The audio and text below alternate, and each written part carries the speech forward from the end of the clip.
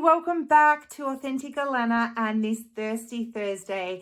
I am so grateful to be here with you, connecting and sharing some information and knowledge with you again today. Today, we are going to jump into looking at the dorsal vagal part of our nervous system, the state that sits at the bottom of our ladder. But before we do that, let's quickly check in with ourselves.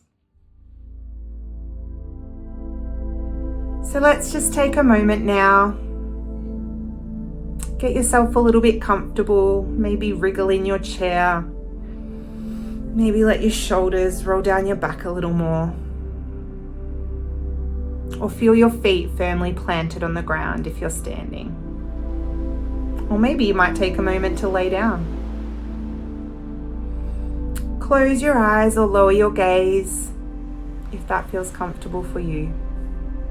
And placing our hand on our chest and our belly. Let's take a deep, nourishing breath in, down to our belly and up to our chests. And letting it out through our mouth with a sigh. As you do that, you might give your shoulders a little shake. Let's do that one more time. In through the nose.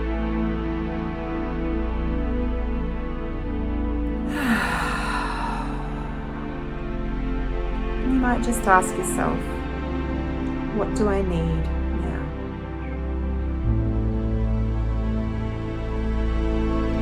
When you're ready, you can open your eyes. So, if you haven't watched our Thirsty Thursday video from last week, the overview of the autonomic nervous system, I invite you to pause this video now, jump back into that video first, because that will give you some really good grounding before we jump into a bit of a deeper dive of one of the states today. So today we are going to jump in and start to look at the dorsal vagal part of our autonomic nervous system. This is the part that is the oldest part evolutionary of our nervous system, and it sits at the bottom of the ladder that we looked at last week. So this part of our autonomic nervous system is called, in a survival mode, is called shutdown. But in a everyday working balanced way, can often be called rest and digest. Today we're going to jump in and we're going to learn about this more. But before we do that, what I want you to know is, as we go through this information, we just want to dip our toe in.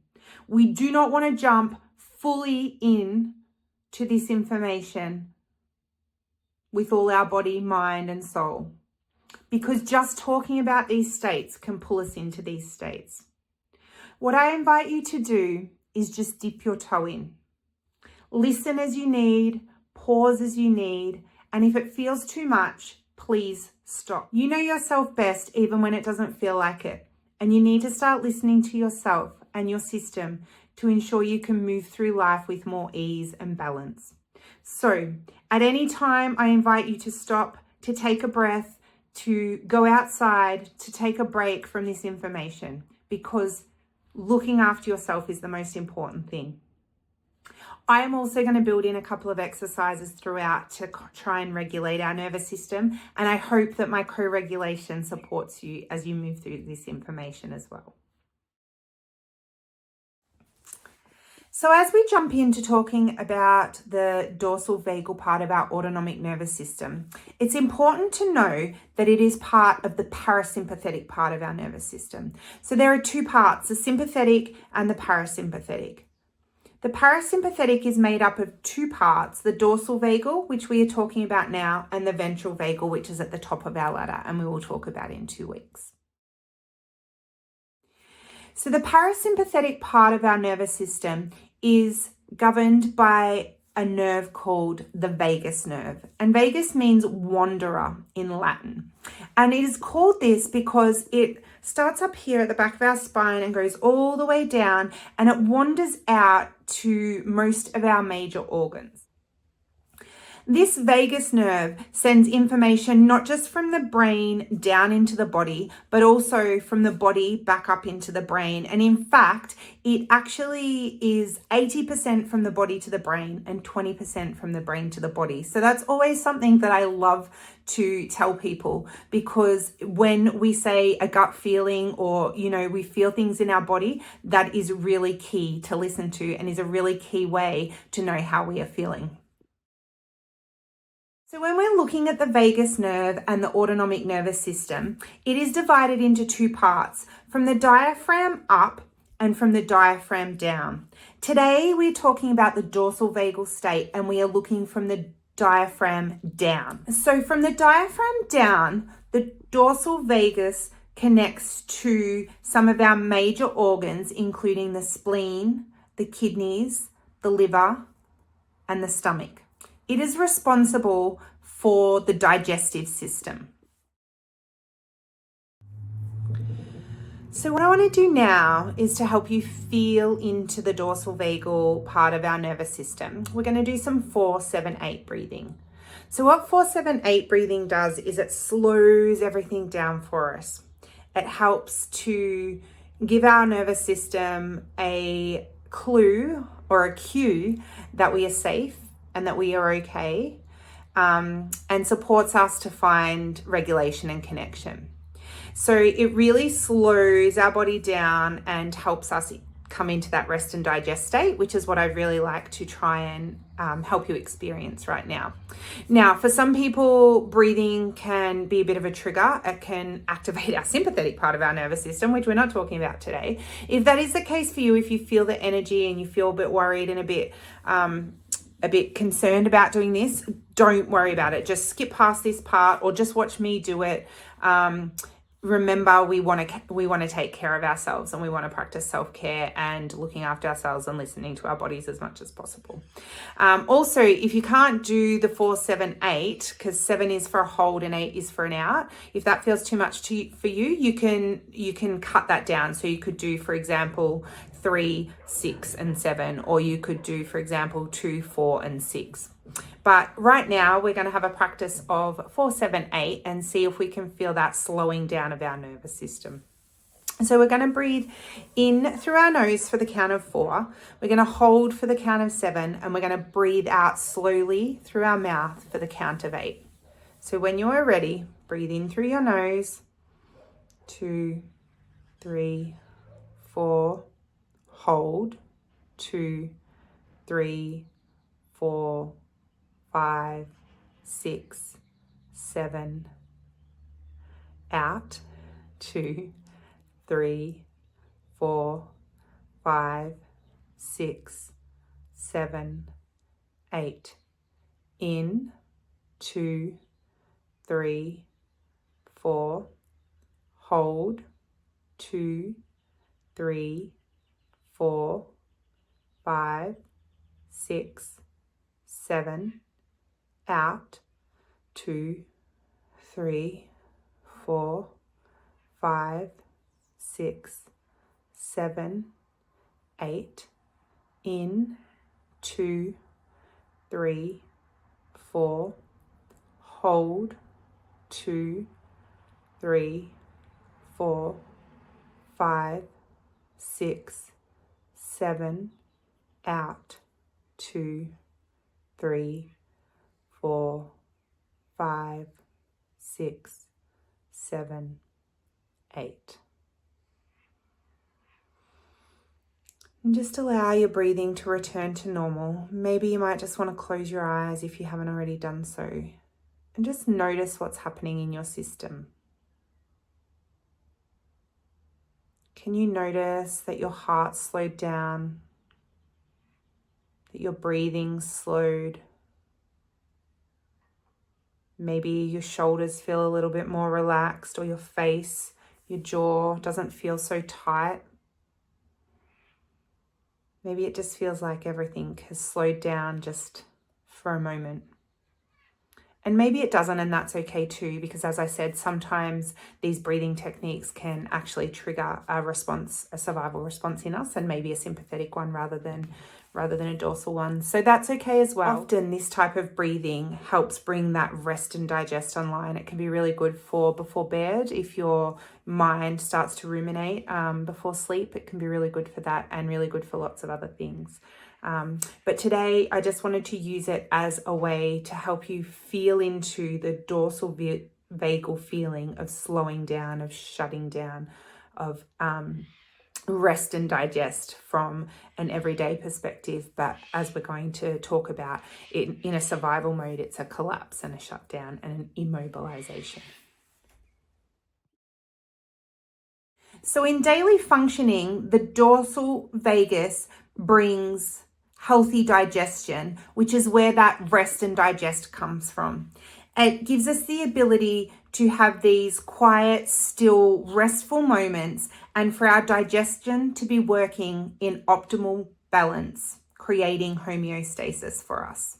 When our dorsal vagal is working in balance and it's working with the ventral vagal part of our nervous system and the sympathetic part of our nervous system to create balance and flow for us, when we feel safe enough, the dorsal vagal part of our nervous system helps us to rest, to be still, and to digest in the ways that our body needs.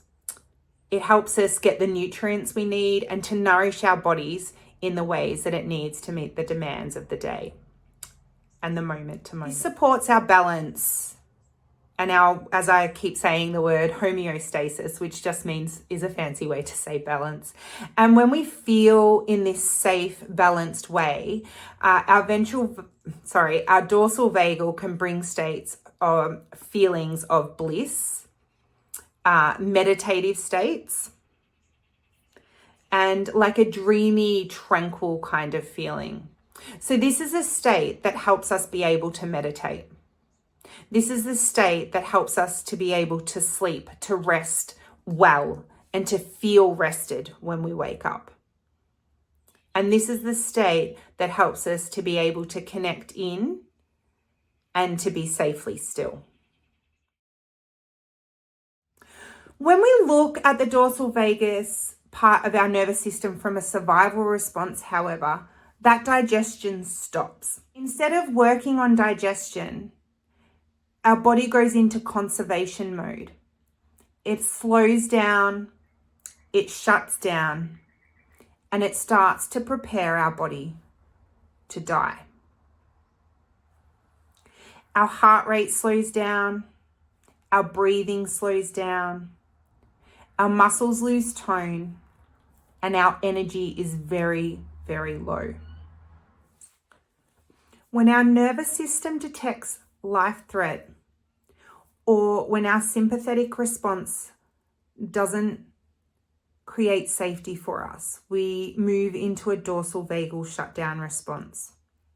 From here, we move out of awareness, out of connection, and into conservation. Often in this state, we can feel numb, and the aim is to try and make us invisible, almost like we disappear, and to conserve just enough energy to keep us alive. Some of the feelings associated with this state can be things like depression, sadness, hopelessness, despair.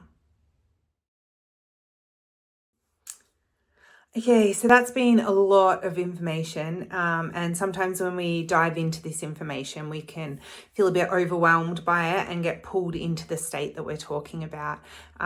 So let's just do a little exercise to help us reconnect with ourselves and bring a little bit of energy into our body if we're feeling a little bit shut down or a little bit collapsed.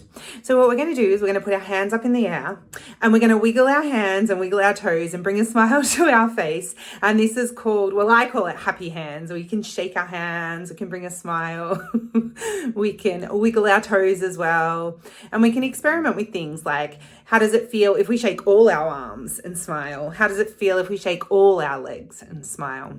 So this exercise I call happy hands, and You've probably seen it in other places.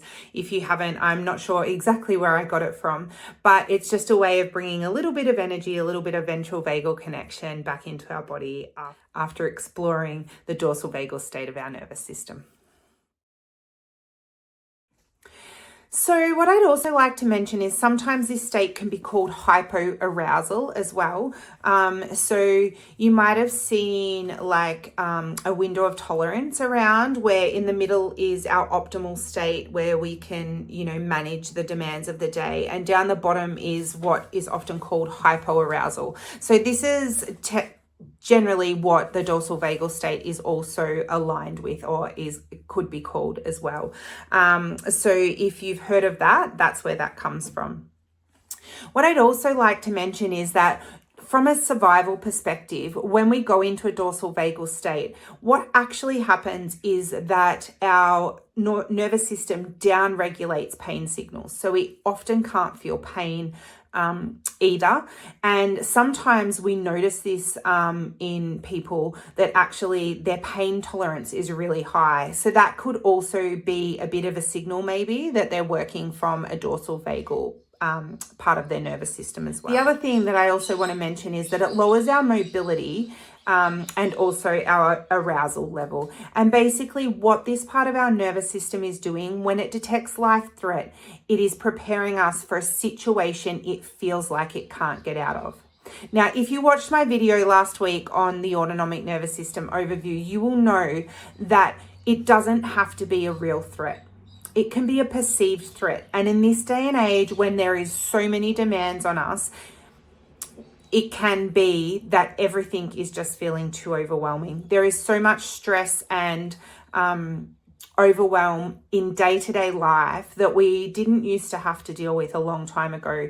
And our autonomic nervous system detects all of these things as life can detect all of these things as life threat. So that's a really important piece to remember, that it doesn't have to be a real threat. It can be a perceived threat as well. Now what I really want to have a look at is, how does this look in our everyday lives? What type of behaviors, what type of things are we going to see when we are maybe in a dorsal vagal shutdown space?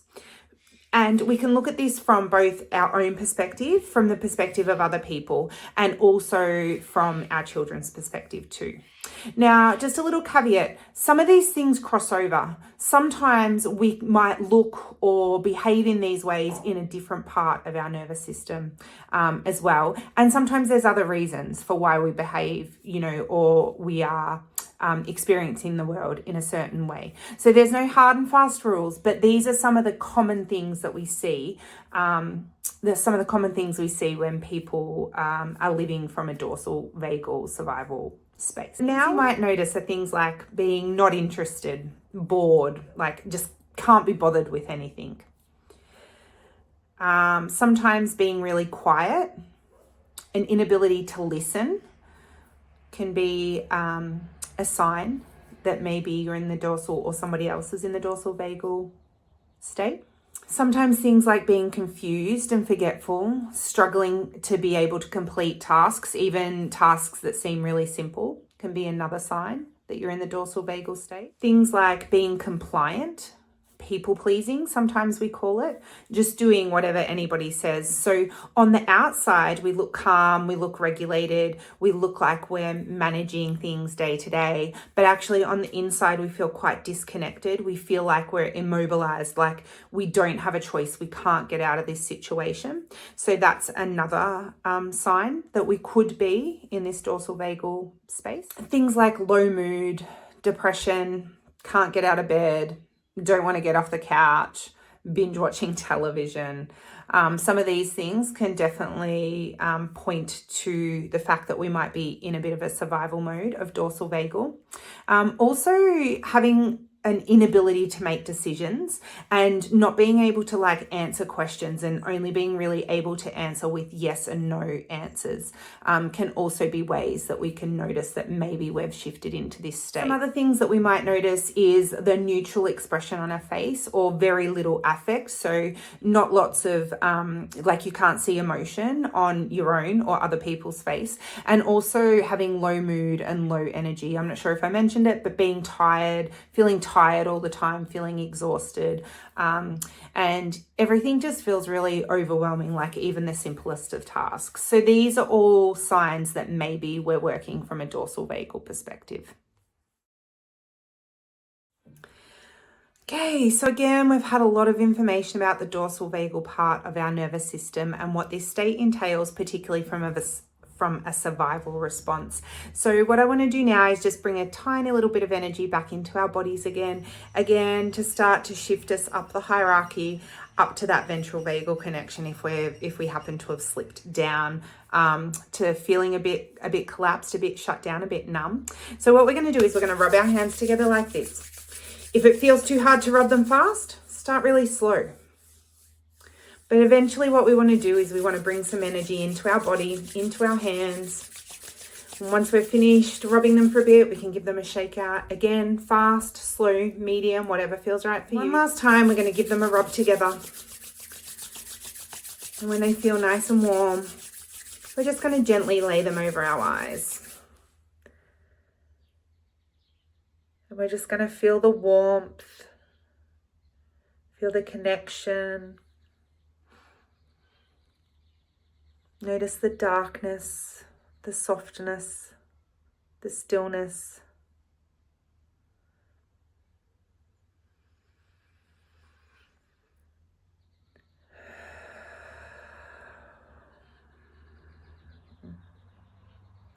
And then when you're ready, you can take your hands off your eyes. So now I'd just like to take a really short moment to feel safely still. To connect into the dorsal vagal part of our nervous system. To acknowledge all it does for us, both in support of our survival, but also in everyday life. And to see if we can just sink in to the energy of that. So just put your hand at the back of your skull and place your other hand on your belly button. And just close your eyes and imagine feeling the energy flow from your hand on the back of your neck, down through those organs, down to the hand on the belly and back again. Think about all the information that's flowing from your brain to those organs and back again.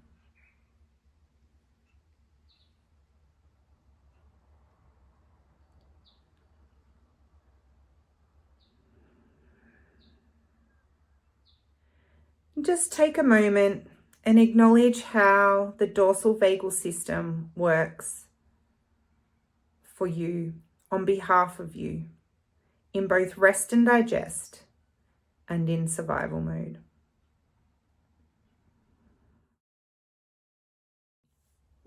So it's really great to know and start to befriend, as Deb Dana would say, all the parts of our nervous system, and to know that they are always working in support of our survival, to keep us alive. It's also important to know that we can come out of these states. Sometimes it's harder than others. I absolutely am not going to lie about that.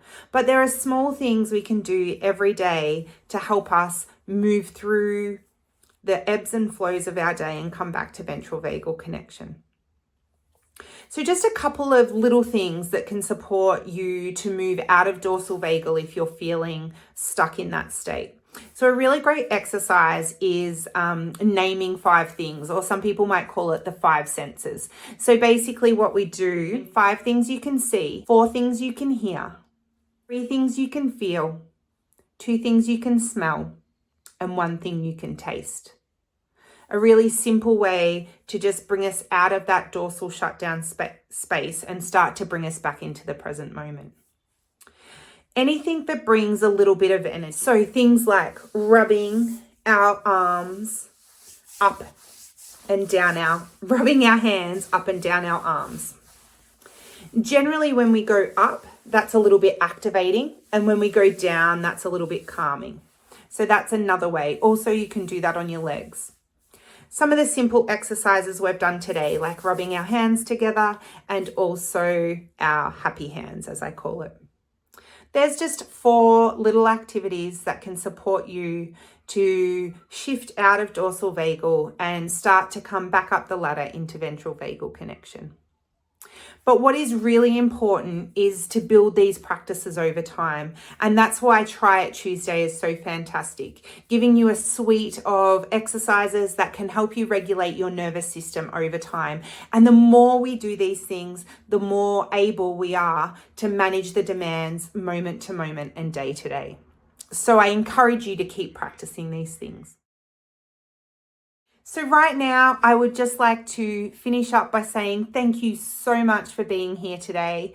I'm going to leave you with just a short little snippet of some connection to nature, a picture and some music that will hopefully bring a little bit of stillness, but also a little bit of connection and co-regulation to you if you are feeling a little bit shut down as we finish up our discussion or our information on dorsal vagal shutdown.